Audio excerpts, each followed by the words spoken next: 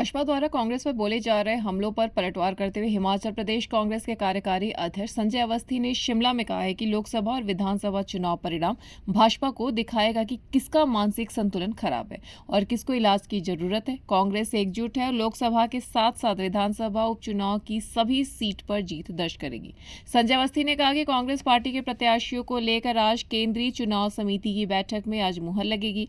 कांग्रेस के पास प्रत्याशियों की कमी नहीं है, जबकि भाजपा को प्रत्याशी नहीं मिले और यही वजह है कि भाजपा ने बर्खास्त विधायकों को अपना प्रत्याशी बनाया। वहीं संजय अवस्थी ने कंगना रनौत पर टिप्पणी करते हुए कहा कि कंगना पहली बार बिना स्क्रिप्ट के कुछ बात कर रही हैं, इसलिए वे इस तरह की बात करती हुई नजर आ रही है। कंगना रनौत को अब रील और रियल लाइफ का अंतर समझ आ रहा है। अवस्थी ने कहा कि प्रदेश में कांग्रेस सरकार पूर्ण बहुमत में है और 4 जून को जब उपचुनाव के परिणाम आएंगे तब मुख्यमंत्री सुखविंदर सिंह सुक्खू के नेतृत्व वाली सरकार और अधिक मजबूत हो जाएगी। News desk anyone live. चुनाव समिति की बैठक है, प्रत्याशी तय नहीं हो पा रहे हैं अभी तक। अब बीजेपी भी हमलावर कह रही है कि प्रत्याशी मिल नहीं रहे हैं कांग्रेस को और टाइम लंबा ले रही है कांग्रेस। क्या वजह है, क्यों प्रत्याशियों के चयन में अभी तक देरी हो रही है और क्या लग रहा है कब तक प्रत्याशी तय हो जाएंगे? मंथन चल रहा है, विचार विमर्श हो रहा है और आज केंद्रीय चुनाव समिति की एक महत्वपूर्ण बैठक दिल्ली में होने जा रही है और आज उसमें जो है उम्मीद है कि उम्मीदवार जो है उनका चयन कर लिया जाएगा और जल्दी ही घोषणा हो जाएगी। जहां तक भारतीय जनता पार्टी ये कह रही है कि उम्मीदवार नहीं है, तो उम्मीदवार तो उनके पास नहीं है। उम्मीदवार यदि उनके पास होते तो जो ये बर्खास्त जो विधायक जो कांग्रेस पार्टी से गए हैं तो उनको ये उम्मीदवार ना बनाते। आज उम्मीदवार उनके पास नहीं है, कांग्रेस पार्टी के पास उम्मीदवार हैं। बहुत से योग्य लोगों ने अप्लाई किया है और उन पर मंथन चल रहा है, उन नामों पर मंथन चल रहा है और आने वाले समय में जल्द ही उम्मीदवार की घोषणा हो जाएगी। बीजेपी ये भी आरोप लगा रही है कि मुख्यमंत्री अपना मानसिक संतुलन खो बैठे हैं और जो चुने हुए नेता विधायक हैं उन पर जो है वो टिप्पणियां कर रहे हैं। कभी कह रहे हैं काले नाग, कभी काले सांप, कभी बिक रहे हैं। इस तरह की जो है आरोप लगा रही है बीजेपी कि मानसिक संतुलन खो बैठे हैं मुख्यमंत्री जब से राज्यसभा का घटनाक्रम हुआ है। इस तरह की भाषा मैं समझता हूं कि प्रयोग में नहीं लानी चाहिए।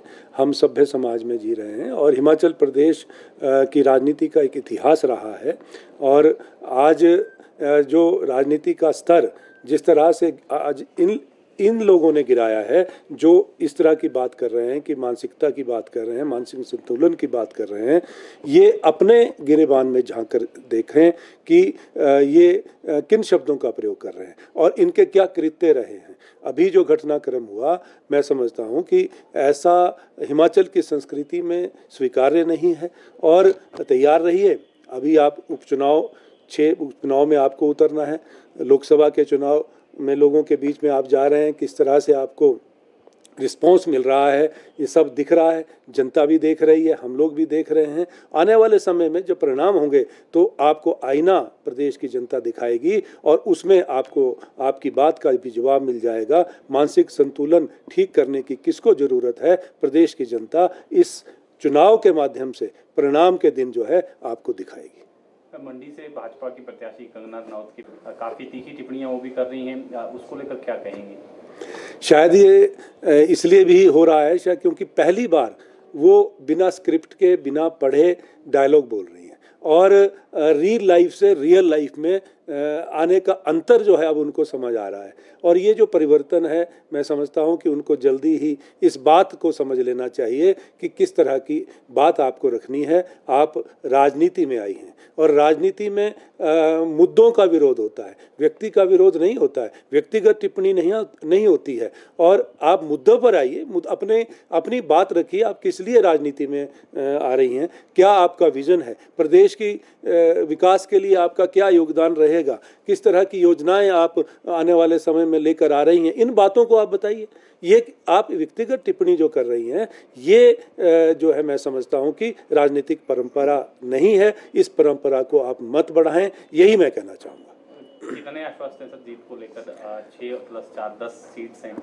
100%, 100% हम और उसका आधार है। मैं ये कहना चाहूँगा कि 15 महीने के कार्यकाल में जिस तरह से माननीय मुख्यमंत्री ठाकुर सुखविंदर सिंह सुक्खू जी ने के नेतृत्व में प्रदेश सरकार ने जो अपना एक विज़न शेयर किया है प्रदेश की जनता से, बावजूद इसके कि जो हमें 90,000 करोड़ रुपए का कर्ज मिला विरासत में, बावजूद इसके कि हमें ऐतिहासिक आपदा से जूझना पड़ा जिससे 12,000 करोड़ रुपए का नुकसान हुआ, लेकिन जिस तरह से नेतृत्व कुशलता से और कुशल प्रबंधन से ना सिर्फ आपदा राहत कार्य को अंजाम दिया, मॉनिटर किया, नेतृत्व किया माननीय मुख्यमंत्री द्वारा, बल्कि एक जो आपदा राहत राशि जो 4,500 करोड़ रुपए जो दी है प्रभावित परिवारों को, ये अपने आप में एक बहुत बड़ी बात है। और उसके बाद जो 10 गारंटी योजनाओं में से 5 गारंटी योजनाएं जो है पूरी की जा चुकी हैं इन 15 महीनों में, जबकि ये जो गारंटी योजनाएं थी 5 साल के लिए हमें जनादेश मिला है, 5 साल में हमें गारंटी योजनाएं पूरी करनी है। लेकिन आर्थिक तंगी से जूझने वाले प्रदेश में माननीय मुख्यमंत्री ठाकुर सुखविंदर सिंह जी के कुशल नेतृत्व से आज 10 में से 5 जो गारंटी योजनाओं को पूरा करके हमने जनता का विश्वास जीता है और लोगों को ये साबित कर दिया है कि जो हमने वादा किया हमने निभाया, और आने वाले समय में जो हम वादा करेंगे उसको भी हम निभाएंगे और प्रदेश की जनता की अपेक्षाओं पे खरा उतरेंगे। सर, एकजुट की बात कह रहे हैं तो क्या सर